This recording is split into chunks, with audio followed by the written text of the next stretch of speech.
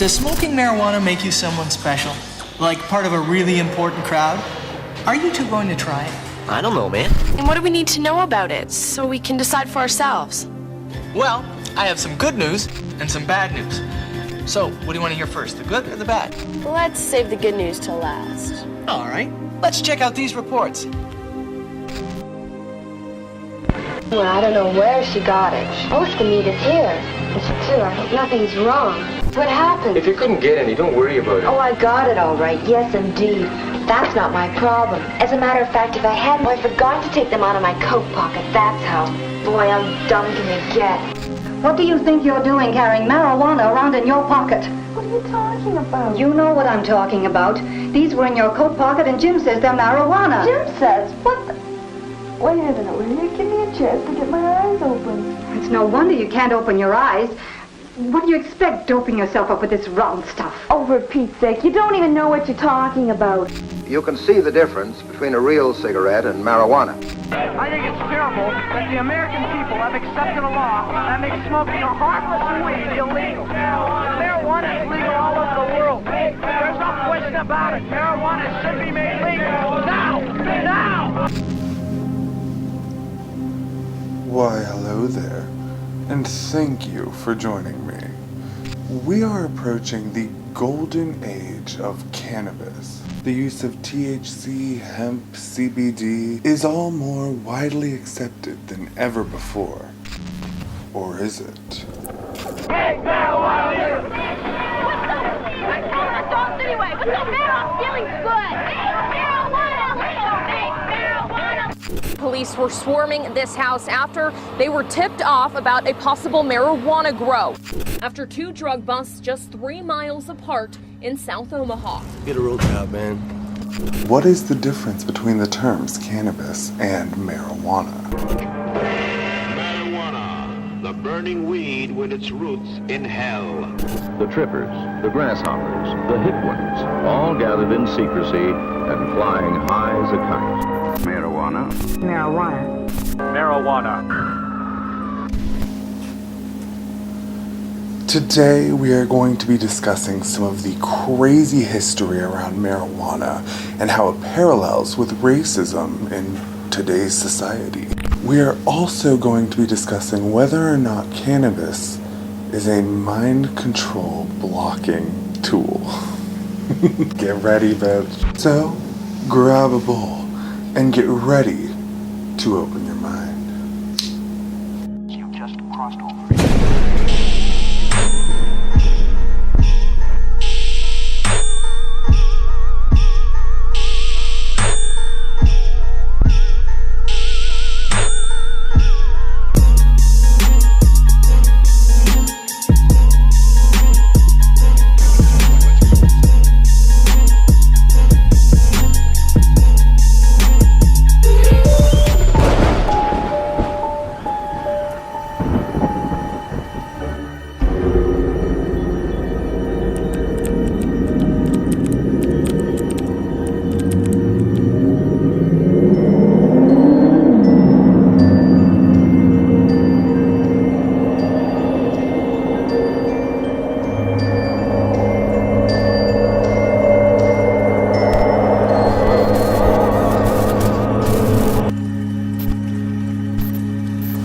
We know it by many different names. Weed, pot, ganja, reefer, cannabis, and marijuana. But why exactly do we call this marijuana?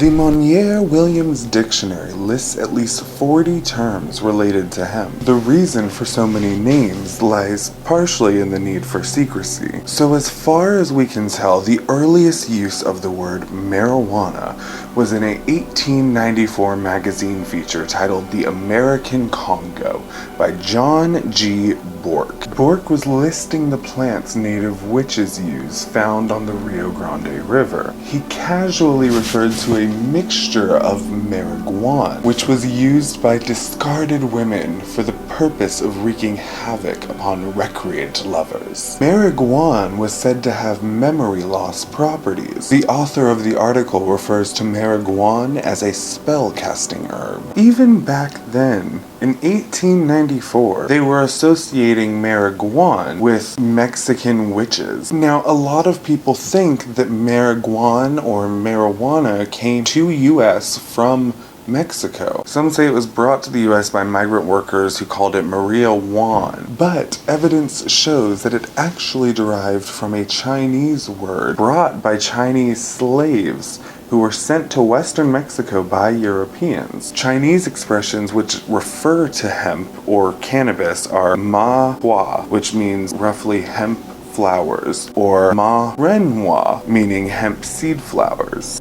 So I did a little bit more research. I found out that the oldest term for hemp is actually the word ma, which is a Chinese word for hemp. Apparently, the Chinese character for cannabis is a two-dimensional depiction of cannabis drying under shelter, which I think is beautiful.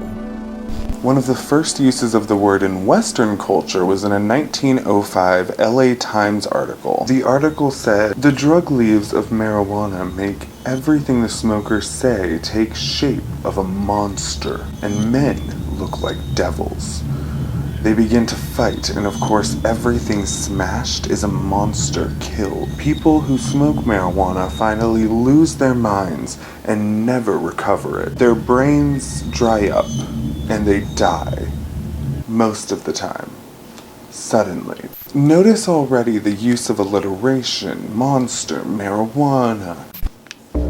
In 1930, Harry J. Ainslinger was appointed the founding commissioner of the Federal Bureau of Narcotics. At the time, alcohol and illicit drugs were being targeted by the department as untaxed revenue. Prior to the end of alcohol prohibition, Harry J. Ainslinger actually claimed cannabis had benefits, and it wasn't a problem, it didn't harm people. He literally said there is no more absurd fallacy than the fact that marijuana makes people violent. 4 years into his job, he realized he soon wouldn't have a job, seeing the prohibition of alcohol had ended and narcotics use was in decline, thus creating the Department of Narcotics. So around this time, Ainslinger started campaigning. He gathered all kinds of crimes that he could find and just threw in the fact that they were on marijuana, even though they weren't. A lot of people speculate that the newspaper industry didn't want hemp to become mainstream because the newspaper industry didn't want to start using hemp instead of paper and trees. And there's a lot of speculation on this. A lot of people disagree on this, so that is not my point. My point is that William Randolph Hearst was complicit in brainwashing the American public. Essentially what they did is they would print these articles trying to scare people to make them think a certain way. Essentially brainwashing. He essentially started a YouTube channel and called it the Gore Files, but it wasn't on YouTube, it was in a newspaper, because they didn't have YouTube or TheWeedTube or any tubes. By doing this, he excelled the anti-marijuana movement from like a state level issue to a federal national issue. Ainslinger used what he called Gore Files, a collection of quotes from police reports, to graphically depict offenses caused by drug users. They were written in the same way as a police report to add more drama and fear to it. So I'm going to read some of these Gore Files and just kind of paint a picture of what people believed back then. An entire family was murdered by a youthful addict in Florida. When officers arrived at the home, they found the youth staggering about in a human slaughterhouse. With an axe, he had killed his father, mother, 2 brothers, and a sister. He had no recollection of having committed these multiple crimes. The officers knew him ordinarily as a sane, rather quiet young man. Now, he was pitifully crazed. They sought the reason. The boy said that he had been in the habit of smoking something which youthful friends called muggles, a childish name for marijuana. Dun dun dun! This story is one of 200 that were documented in Ainslinger's Gore Files. It has actually since been proven that Victor Licata was never on marijuana. He had a severe mental illness. What do you know? Researchers later proved that 198 of the 200 files, Gore Files, that were released were all lying about narcotic use, marijuana use, like all of them. All of them were lies. The two that weren't conclusive were just because there weren't enough evidence. So they couldn't fully prove that it wasn't narcotics related, but clearly it probably wasn't. But still, Ainslinger read that story during the Marijuana Tax Act hearings. He read that to Congress, and Congress believed him. And it wasn't true. So in the 1930s, Ainslinger's articles often contained racist themes in his anti-marijuana campaign. Colored students at the University of Minnesota partying with white female students smoking marijuana. Result? Pregnancy. Like, this is real. This was published. People read this. I have neighbors probably still reading it. This one is the scariest of them all. Reefer makes darkies think they're as good as white men. This was the introduction to cannabis in culture, essentially. Marijuana made kids lazy like Mexicans. What the fuck? I'm reading this, by the way. These aren't my words. I know I've said that. Oh my god. A ghost just got very mad at me. I said, I'm sorry, and that these aren't my words. I don't know how much more clear you want me to be. Now, here's the kicker.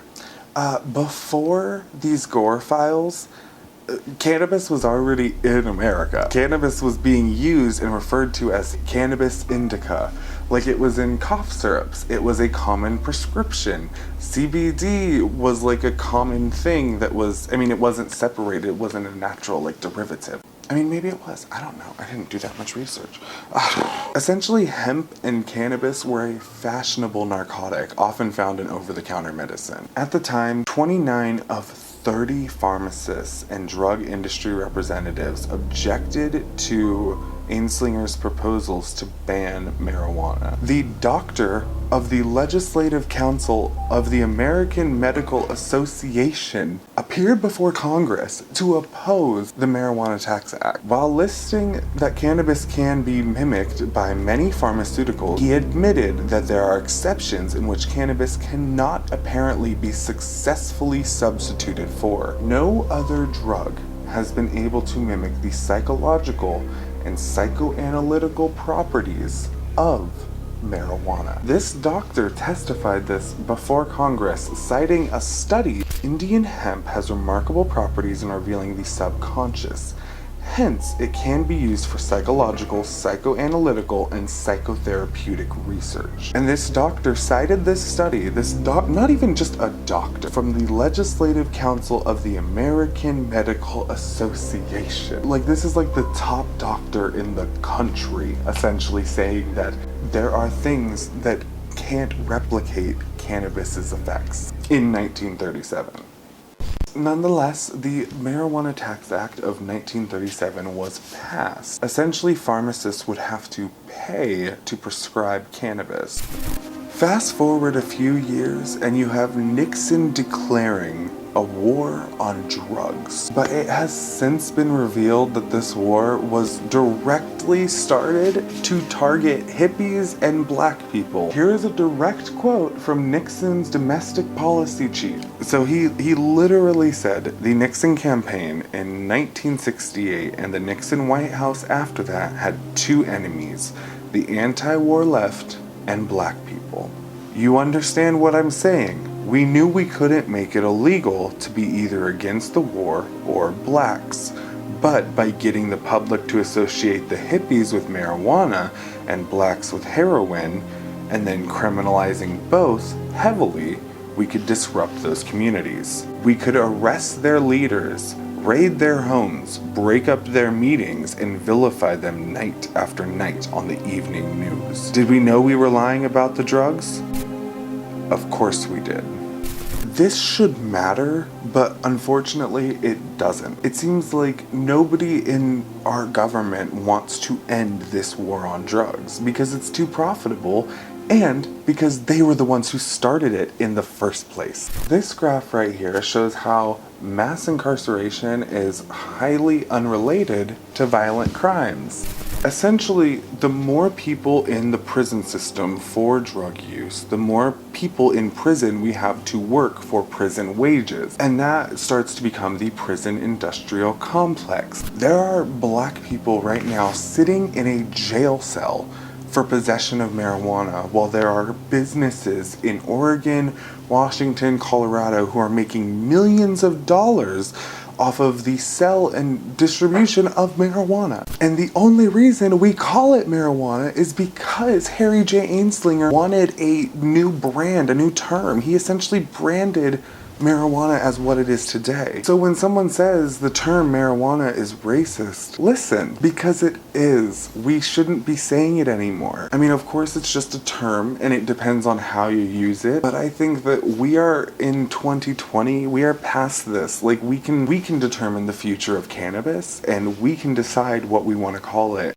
There's so many words to say. Why say marijuana and pay tribute to the racist startings of the word marijuana, to literally associate it with Mexican people, black people, hippies, and to target them and to testify before Congress that marijuana made people kill people when it wasn't true. Like it's insane. It's insane, right? Like it's insane. There have been articles recently about the DEA getting access to use facial recognition software at protests to track down protesters. They're not even fighting drugs at this point. The DEA's funding was over $2 billion in 2018. $2 billion. And for what? I'm popping off. Crime rates actually skyrocketed the more we focused on prosecution for drugs. The DEA spends $1 billion on suppressing cannabis in foreign territories. Why is the DEA trying to suppress cannabis in foreign territories? What? What if the government wanted you to believe this stigma for a reason? I mean, why is the DEA spending $1 billion in foreign territories trying to suppress cannabis? If weed just made us lazy stoners, wouldn't that make us easier to control? Wouldn't that be something the government would want? I mean, sure, we're on the path to legality, but what is the real reason we've banned it for so long and so suddenly? I'd like you to meet Kathleen O'Brien. Kathleen O'Brien is an American author who claims she is a victim of a mind control government project named Project Monarch. You say in your book that mind control slaves were permitted any drug except marijuana. Why? Kathleen said she was part of the CIA's Project MKUltra for behavioral engineering of humans. Mind control. The memories that Kathleen has asserted she possesses were retrieved through the use of hypnosis. All these files of MKUltra were destroyed, but it exists. Like, we know it exists. There is proof that MKUltra did exist. Kathleen said, "The effects of marijuana on the brain are not conducive to mind control because it actually opens neural pathways in the brain. It expands thought." The effects of marijuana on the brain are not conducive to mind control. It doesn't mean you can't be traumatized and put under mind control. It just means it screws up the programming. Because it actually opens neuron pathways in the brain. It expands thought. Guns, violence, and marijuana, you know, as if it's so violent because it is not conducive to mind control. They want it off the streets more than they want their drugs, like cocaine, off the street. Marijuana is especially targeted. I don't promote the use of marijuana as a band-aid for mind control because, again, knowledge is our only defense against it. So she was saying all of that back then, but here's what the U.S. National Library of Medicine published in a 2018 study. Recent neurological uses of cannabis include adjunctive treatment for malignant brain tumors, Parkinson's disease, Alzheimer's disease, multiple sclerosis, neuropathic pain, and the childhood seizure disorders Lennox-Gastaut and Dravet syndromes. In addition, psychiatric and mood disorders such as schizophrenia, anxiety, depression, addiction, post-concussion syndrome, post-traumatic stress disorder, they're all being studied using phytocannabinoids. It has been proven that retrograde messengers that provide feedback inhibition of transmission in brain through the activity of presynaptic receptors. I don't know if you know what that means, because I don't. Essentially, they're saying it has been proven that cannabis does open neuropathways. It essentially creates more neuropathways in your brain. And in theory, that would make you non-conducive to mind control. I know, it's crazy. It's crazy. I don't know. It's a little wild, but who knows? I mean, these days, everything is wild. So, I want to know what you think. Do you think that the term marijuana is still racist today, even though it's been years since, 1930? Or do you think that people shouldn't be using the term marijuana because it originated from such a racially charged background? Do you think the DEA has ended the war on drugs? Do you think that we could be possibly trying to suppress cannabis in foreign countries because it opens minds? Because it creates these neural pathways? Leave a comment, let me know what you think. I'm dying to read them. And also, click the link in my description to sign a petition to abolish and defund the DEA. It probably won't go anywhere, but I figured someone has to start it, so why not me? And until next time, stay safe, stay sane, and remember to always stay spooky and golden. Misguided.